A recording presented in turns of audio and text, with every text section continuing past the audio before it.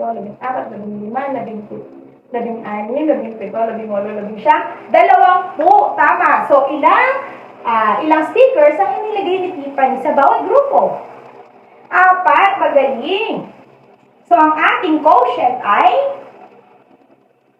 number 4. So, kapag 20 divided by 5, ang kasagutan ay 4. Magaling. May idea ba kayo sa ating tatalakayin sa araw na ito? Baitang 2 at baitang 3. Ang ating talakayin sa araw ito ay patungkol sa maaari po bang pakibasa ang ating topic sa araw na ito? Magaling. Ang ating talakayin sa araw na ito ay patungkol sa dividing whole numbers. At pagkatapos ng aralin ito, kayo ay inaasaha to define the 3 parts of division problem para sa baitang 2 ito. Divide whole numbers up to 100 by 2, 3, 4, 5, and 10 using long division. And lastly, solve division problems with money and real-life situation. Habang sa pangatlong baitang naman, so pagkatapos ng aralin ito, you will be able to define the 3 parts of division problem and dividing whole numbers up to 100 by 6, 7, 8, and 9 using long division as well. And lastly, solve division problem with money and real life problem. Noong nakaraang talakayan, ay pinag-aralan natin na tatlong parte ng division equation. Noong nakaraang talakayan, ay pinag-aralan natin ang three parts of division equation. Ang una ay ang magaling dividend, pangalawa ay ang divisor, at pangatlo ay ang quotient. Kapag sinabi natin dividend, ito ang Chantal, magaling. It is the part or a number being divided into pieces. O ito yung numero na ating hinahati-hati sa ilang parte o ilang piraso. Habang kapag sinabi naman natin divisor, yes, Erica?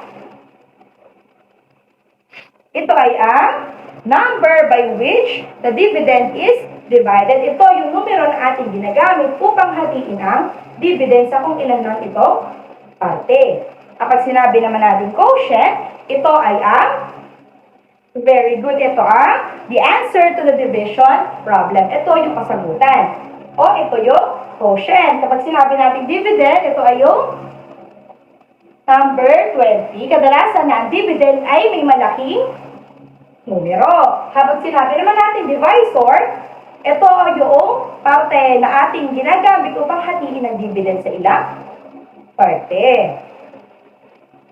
At ang ating talakayan ngayon ay patungkol sa dividing whole numbers.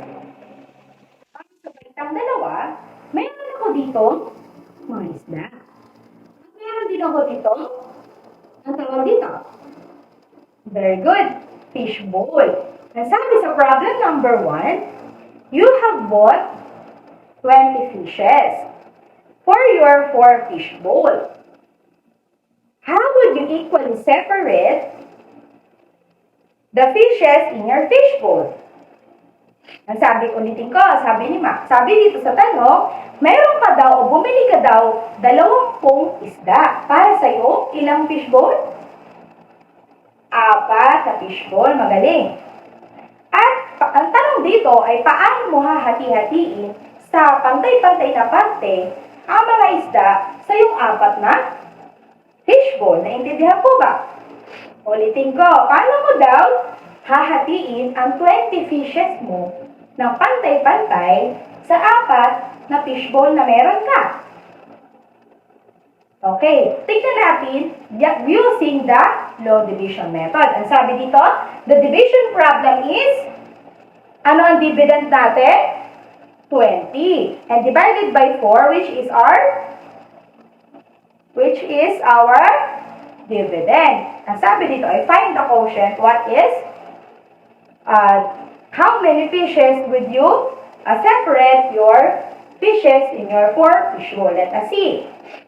Sabi dito, using the long division, 20 divided by 4. 20 divided by 4. Dahil, ang dividend ay nasa loob yung linya na ito. At lagi, ang dividend, divisor, ay laging nasa labas sa parte ng long division. Okay, computin natin. 4 divided by 2. Pwede ba? 4 divided by 2? Hindi, diba? So, kapag hindi pwede ang unang numero, pag hindi sila pwede compatible, isasama natin ang pangalawang numero. 4 divided by 20. So, 4 divided by 20. Ilan ang apat? Ilang apat ang mayroon sa 20? 4, 8, 12, 16, 20. Ilan? 5. So, 5. Dito natin siya ilalagay sa tapat na parte dahil ito yung kabuuan. Or 5 times 4. Kapag pinag-multiply natin ang 5 at 4, makakakuha tayo ng ilan? 5, 10, 15, 20. Also, ilalagay natin dito 20. Tapos, atin ito, ima-minus. So, 20, 0 minus 0 is equal to 0. So, 2 minus 2 is 0. So, ang answer natin is ilan? 5. Magaling. So, ang isda na ito ay mahahati-hati sa 5 parte kada fishbowl. Sino gusto maglagay ng isda sa ating fishbowls? Kailangan ko ng 4 na mag-aaral, grade 2. Okay, Erica. Sino pa? Raymond? Tiffany? Sino pa po? Okay, Chantal. Maraming salamat sa inyong partisipasyon. Maaari na kayo magsiupo. Ngayon, bilangin natin kung tama ang kanilang mga inilagay sa bawat mga isda sa bawat fishbowl. Tingnan natin. Sa unang fishbowl, ilan ang isda? 1, 2, 3, 4, 5. Magaling. Sa pangalawang fishbowl, mayroon silang nilagay na 1, 2, 3, 4, 5. 5 ulit. Sa pangatlo, 1, 2, 3, 4, 5. Mayroon tayong 5 fish sa fishbowl. Ay sa last na fishbowl, mayroon tayo 1, 2, 3, 4, 5. Tama ba ang bilang ng isda na nilagay nila sa bawat fishbowl? Magaling dahil ang sagot natin kanina ay 5, di ba? At para naman sa ating pangalawang problema, ay ito ang susunod. Para sa problem number 2, baitang 2, baitang 2 pa rin.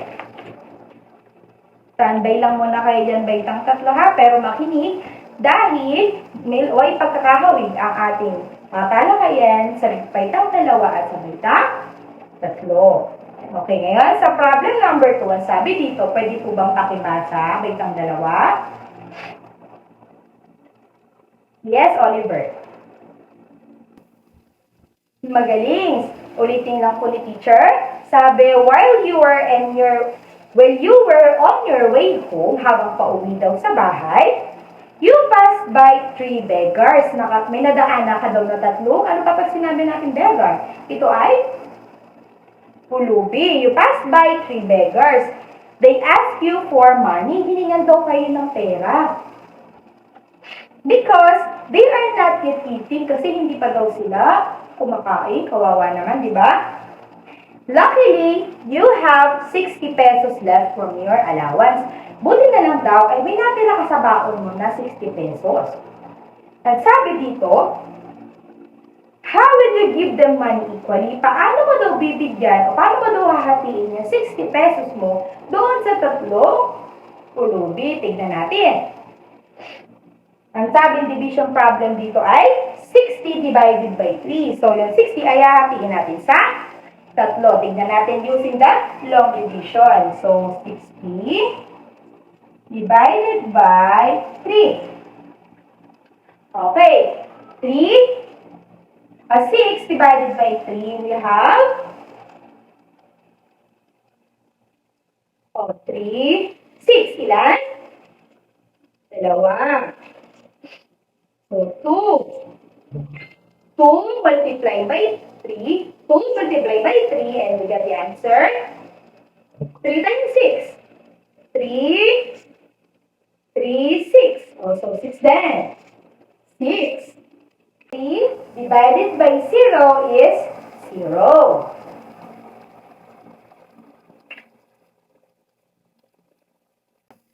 Also 3 multiplied by 0 is 0. So 60. So 60 minus 60, we got the answer 0. So ang sagot natin ay 20. So ang ibibigay mo sa pulubi, sa 3 pulubi na inyong nakita ay tagbi 20 sila. So hahatiin mo yung 60 pesos mo sa 3 at ito ay 20 pesos per beggar. Naintindihan po ba? Malinaw po ang ating talakayan? Magaling. At para naman sa inyong pangkatang gawain baitang 2, ay ito lamang inyong gagawin. For group 1 and 2, so mahahati ang baitang dalawa sa dalawang grupo. So for group 1 and 2, count the number of candies that the teacher gave both groups. Then separate them in 3 jars or boxes. Use long division method to get the correct answer and present to the class afterwards. So meron ako dito, candy. At itong candy na to ay naglalaman ng 15 pieces each. So kunin ko pa yung isa. Meron ako ditong dalawang candy. So ibibigay ko to sa group 1 at sa group 2. At bawat isang pack nito ay naglalaman ng 15 pieces. So paghahati-hati nyo ito sa tatlong jar. So, bawat grupo ay may tagtatatlong jar at hahatiin nyo yung candy na ibibigay ko dito sa tatlong ito. Dapat ito ay pantay-pantay na dami, ha? Naiintindihan po ba ang gagawin? Okay, simulan nyo na po ang gawain. Ito po, sa group 1, ito ang group 2. Habang kayo ay gumagawa ng gawain, ay magkakaroon muna kami ng talakayan ng baitang tatlo. So, itayin muna namin kami na matapos bago tayo mag-present sa unahan. Naintindihan po ba? Okay, sige naman. Para sa baitang tatlo, mayroon ako dito. Ano ba? Mahilig ba kayo dito? Ano ba? Ito ay mangga. Very good. Mayroon ako dito mangga. Sabi sa problem number 1. Okay. Para sa problem number 1, pwede po bang pakibasa baitang tatlo? Yes, Jerica? Magaling. Your father came home from your family farm. Galing daw ang tatay mo sa inyong bukid. At sabi dito, mayroon siyang dalang 30 pieces of, ano to? Mangoes. Mayroon siyang dala pa uwi. Galing farm na 30 pieces na mango. He asked you to divide the mangoes in 6 baskets. So sabi niya, inutusan kanya na hati-hatiin sa 6 na basket. Ito yung basket natin. 6 na basket, yung 30 na mangga. Ang tanong dito, paano mo paghihiwa-hiwalayin ng pantay-pantay ang mga manggang ito dito sa 6 na basket? So tingnan natin using the long division. So, meron naman na kayo idea sa kung paano tayo mag-long division, di ba? Okay ngayon? Tignan natin. Ang division problem natin is 30 divided by 6. So, ito ang dividend, ang 30, at 60 ang ating divisor. So, let us find the quotient. 30 divided by, anong ilan yan? 6.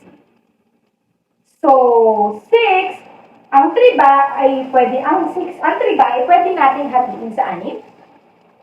Hindi, di ba? Kasi po pwede, kaso ito ay hindi siya whole number, so hindi siya pasok sa ating title.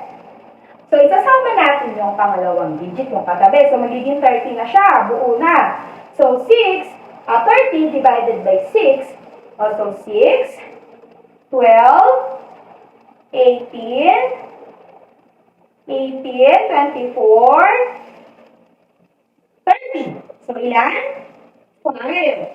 So, ilalagay natin dito sa support ng 0 dahil dalawang digit na yung ating compute. So, 6, ipag-multiply natin 6 times 5. So, ilan 6 times 5? 6, 12, 18, 24, 30. So, 30 din. So, ilalagay natin dito sa tapat.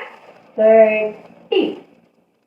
So, 30, magba-minus lang natin. 30 minus 30, we have 0. So, ang sagot natin ay 5. So, ilan ang ilalagay natin mangga sa bawat basket? Tag-ilan? Magaling, tag-5. So, sino ang gustong magdikit maglagay ng ating mga mangga sa mga basket? Taas lang po ang kamay. Sige, kayong 5 dyan, nagkakatabi. Veronica, Daphne, Jonard, sila pa ba? Maria, Micaela, and Andrea. Sige, Pakidikit po ito sa ating basket o pakilagay sa ating basket ang mga mangga. Maraming salamat sa inyong partisipasyon sa inyong 5 baitang 3. Tingnan natin kung tama kanilang paghahati-hati o kung tama ang mga nilagay nilang bilang ng mangga sa bawat basket. So, tingnan natin. Ang sabi dito, kailangan ay tagli-5. So, sa unang basket, 1, 2, 3, 4, 5. Tama. 1, 2, 3, 4, 5. Tama rin. 1, 2, 3, 4, 5. Tama din. So, 1, 2, 3, 4, 5. Tama. 1, 2, 3, 4, 5. 1, 2, 3, 4, 5. So, magaling. Tama na pagkakahati-hati ang baitang 3. Magaling. So, ngayon naman para sa ating pangalawang problema. Ang dami nating problema. So, pangalawang problema, para sa baitang 3 pa rin, pwede po bang pakibasa, Arnold? Maraming salamat. So, ulitin ni teacher, sabi, your aunt gave you 96 pesos. So, binigyan ka daw ng tita. Pag sinabing aunt, ito ay tiyahin, di ba? Binigyan ka daw ng iyong tiyahin ng 96 pesos. She asked you to share it with your 7 cousins. So, yung 96 pesos daw ay gusto niya na ibahagi mo sa iyong 7 pinsan. Hindi lamang ikaw, kundi yung pinsan din. So, sabi, how much do you think each one of you would have? So, magkano kaya kayo ng ikaw at ang iyong pinsan doon sa 96 pesos? So, ang gagamitin natin same pa rin, long division. So, let's see. Ang sabi dyan, ang given ay 96 pesos. So, 96 pesos divide, okay mo naman 96 pesos divided by ilan ang maghahati-hati? 7 pinsan. O 7 lang ba ang maghahati-hati? Paano ka? Paano ka makahatian kung 7 lang hahatiin mo ang 96 pesos? Magaling. So, magdadagdag tayo na 7 plus 1, 7 sa iyong 7 pinsan, plus ikaw, plus 1, equals to 8. So, i-divide natin ang 96 pesos sa 8 tao. So, 8. Sabi dito, 8 ay 9 divided by 8. Pwede ba? 9 divided by 8? Hindi, di ba? So, ito sama natin yung katabi. 96 divided by 8 ilan? Kasi 8 times 10 is 80 na. So, kulang. Kulang pa ng 16, di ba? So, 8 times 11, 88. So, 88 plus 8 pa ulit, we got 96. So, we got 8, 96 divided by 8, we got 12. So, 12. So, 8 times 12, and it is 96 pa rin. So, 96. 96 minus 96, we got 0. So, ang ating answer is 12. So, pag hinati natin ng 96 sa inyong 8 magpipinsan, nakakakuha ang bawat isa sa inyo ng 12 pesos. So, 12 pesos sa inyo paghahati-hatian. Naintindihan po ba? Mabuti kung gano'n. Baitang 3, para naman sa inyong pangkatang gawain, ito ang inyong gagawin. So, yung gagawin. Maaari po ba na pakibasa? Yes, to read. Okay, maraming salamat. Sabi dito sa group activity ng baitang 3, hahatiin ko kayo din sa 2 grupo. Makahati kayo sa 2 grupo. So, sabi dito, count the play money that the teacher gave to you. So, yung binigay ko sa inyo na play money, group 1 and group 2, ay i-divide nyo daw to each member of your group. Kung ilang kayo member ng inyong grupo, bawat isa, so group 1, ilan kayo, i-divide nyo doon sa kung magkano yung play money na nasa inyo, at ganoon din sa group 2. And then, to get the correct answer, use the long division method din. Naintindihan po ba ang gagawin? Nasa inyo na po ang play money. bilangin ang bawat miyembro kung ilan, tapos i-divide doon sa yung number ng play money, i-divide nyo kung ilan kayo sa isang grupo. Naintindihan po ba? Okay, sige. Simulan nyo ng gawain. Hindi naman, isang dalawa, tapos sa bakal sa ginawa ninyong pangkatang gawain. O pwede na po ba natin i-present sa unahan? Maaari na po kayo pumunta sa unahan at mag-present. Group 1 muna. And then, group 2. Let us see kung tama ang inyong mga kasagutan. Magsagot muna tayo. At sabi dyan, bilangin daw yung bilang ng candy na nasa inyo at hatiin nyo sa tatlong garapon. So, akin na po yan. So, meron po tayo dito, ito, ating candy. Ito ay naglalaman ng 15 pieces, diba? So, hinatin nyo ito sa tatlong boxes. So, ilan ang kalalabasan? Tingnan natin kung tama ang inyong mga ginawa. So, sabi, 15. 15 daw, 15 pieces yung laman ng candy. So, 15. Ay hahati-hatiin natin sa tatlong jar. So, 1 divided by 3. O pwede po ba? Hindi mahati ang isa sa tatlong parte, di ba? So, isasama natin yung katabi. Sabi ko sa ang katabi ay 5. So, isasama natin yung 5. So, 15 divided by 3 we got 3, 6, 9, 12, 15. So, we got 5. So, 5. 5 times 3. When we multiply 5 with 3, we got the answer 15 din, di ba? So, 15 minus 15, we got the answer 0. So, ang answer natin is 5. So, tignan natin kung tama ang ginawa. 1, 2, 3, 4, 5. Patingin naman sa group 2. 1, 2, 3, 4, 5. 1, 2, 3, 4, 5. Magaling. Tama ang sagot ng magkabilang grupo. Bigyan ng bongga clap ang bawat isa. 1, 2, 3. 1, 2, 3. Bongga! Ngayon naman, baitang dalawa, ay kunin nyo ang inyong kwaderno at sagutan ng mga sumusunod. Subukan nyo ang sagutan ito.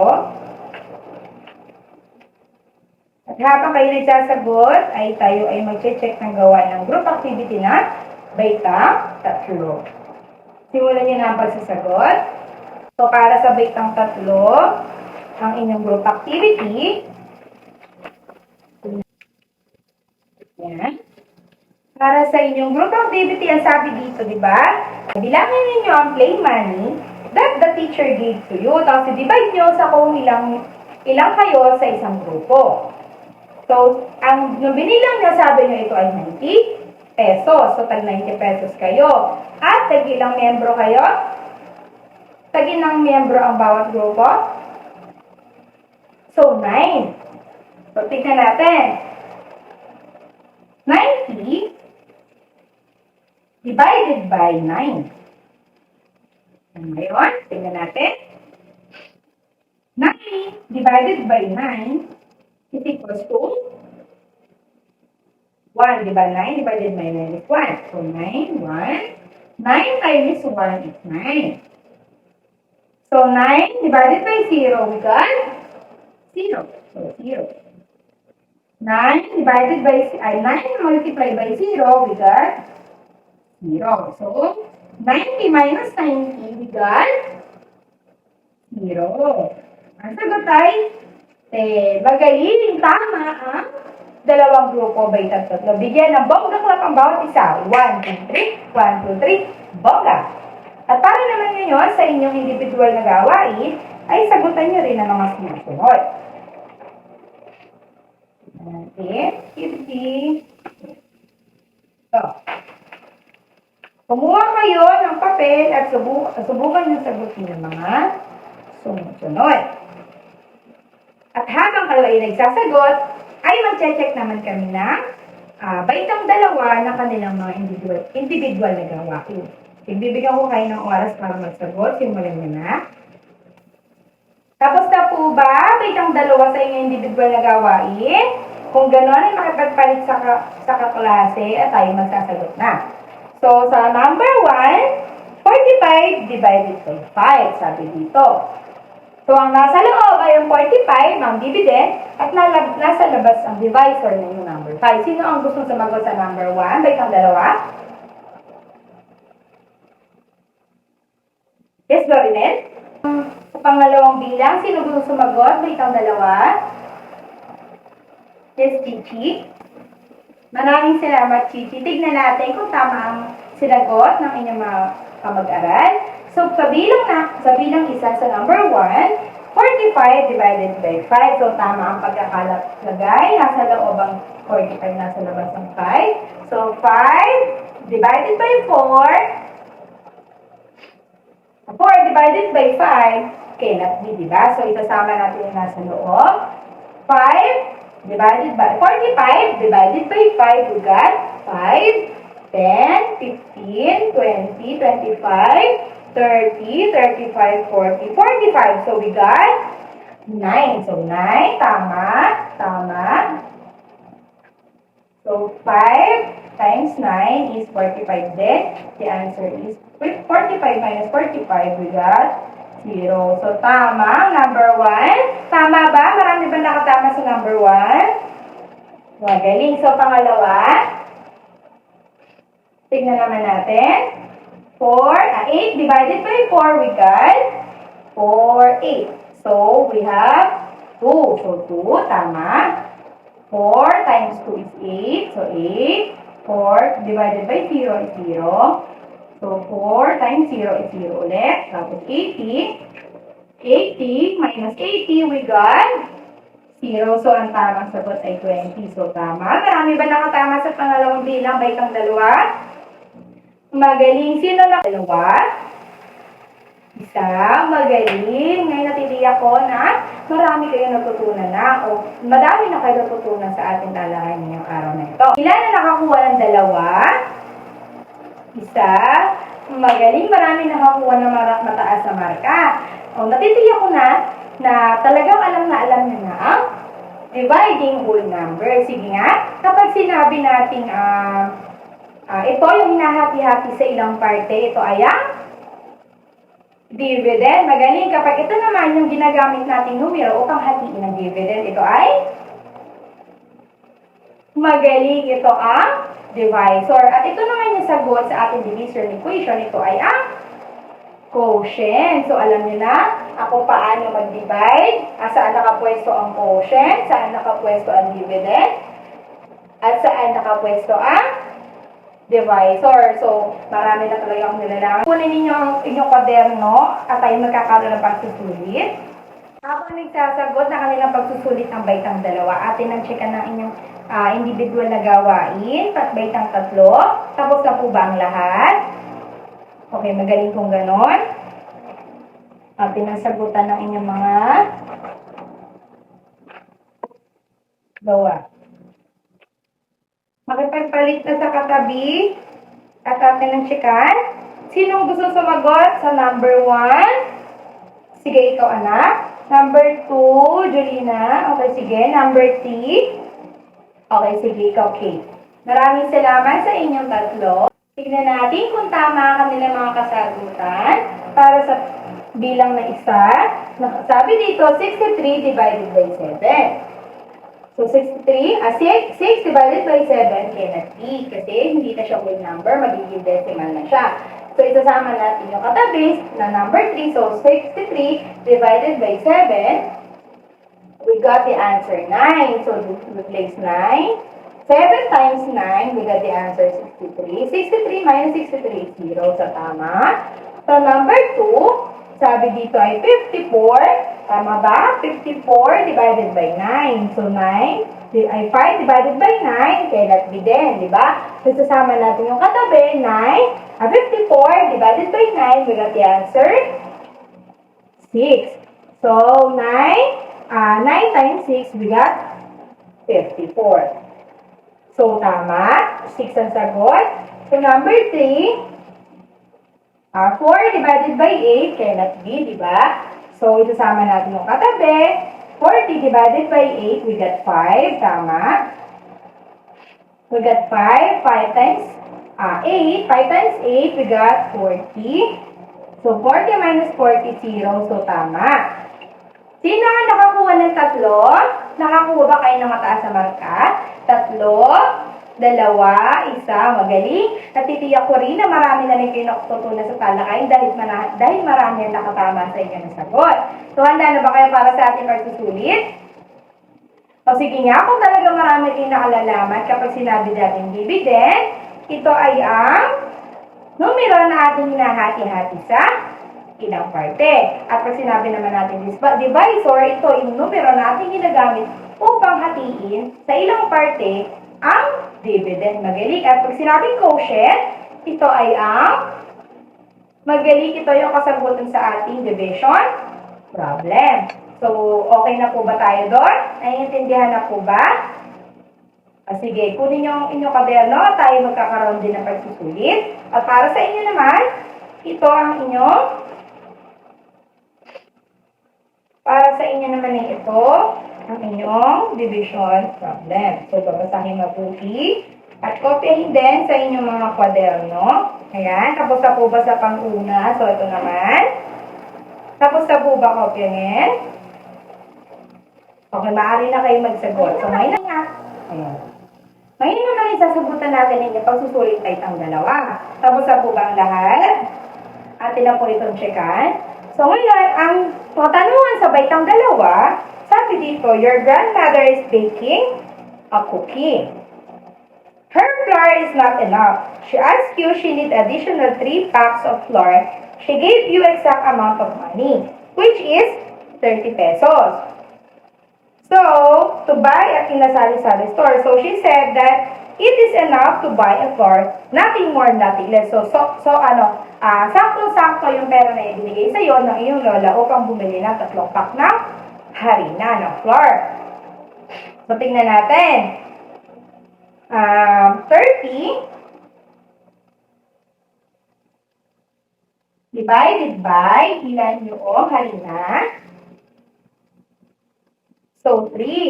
So, sabi dyan, magkano kaya pumapatak sa presyo ang tag-iisang harina? Kasi dahil daw, diba sabi ni lola mo, na sakto lamang ang binigay niyang pera para makabili ng harina. So, tignan natin kung magkano ang presyo ng isang harina. So, 3 divided by 3, we got 1. 1, diba? So, 3 times 1, we got 3. So, 3 divided by 0, we got 0. So, 0 times 2, times 3, we got 0. So, 30 minus 30, we got 0. So, ang answer sa number 1 na katanungan ay how much does each flour cost?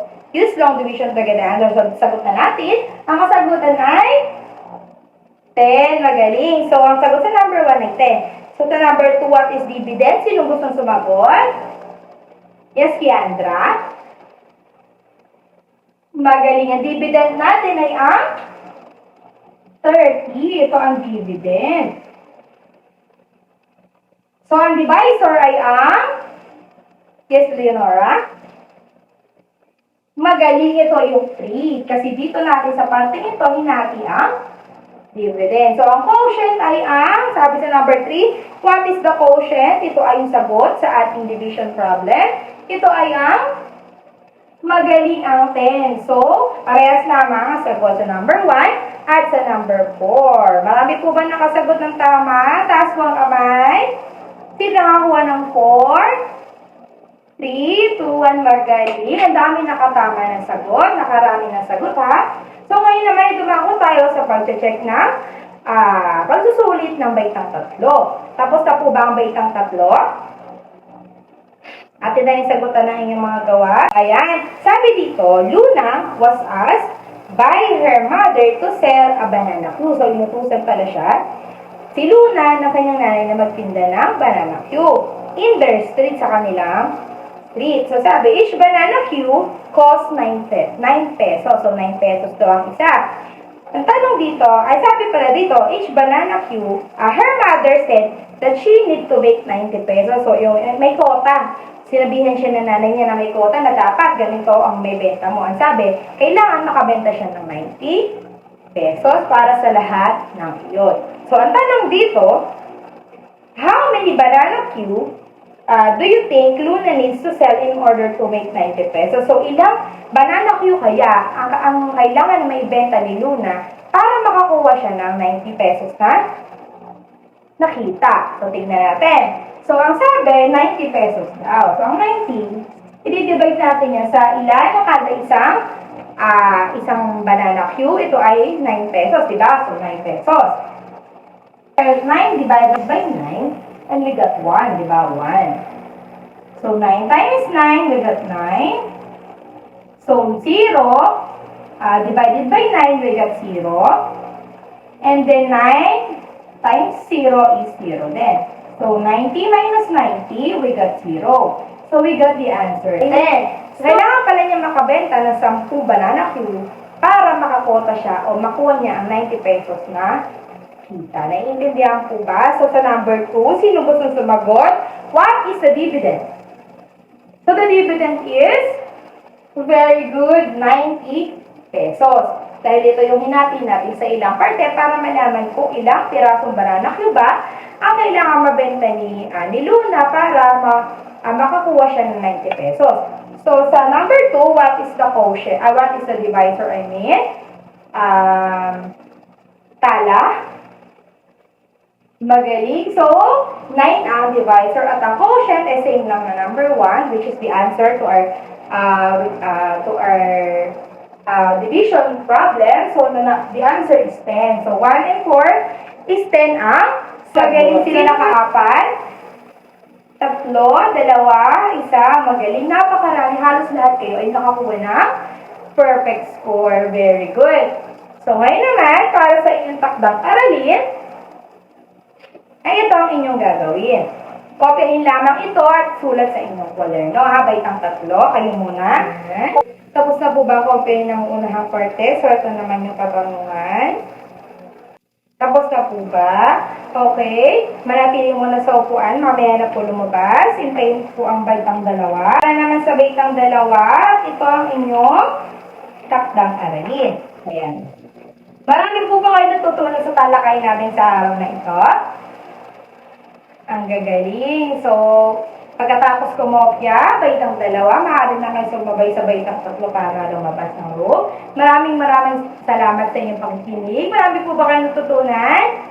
Mabuti naman kung gano'n. Paalam, baitang 2, baitang 3. Sa susunod ulit natin pagkikita. Thank you very much. Paalam! Ingat kayo sa pag-uwi.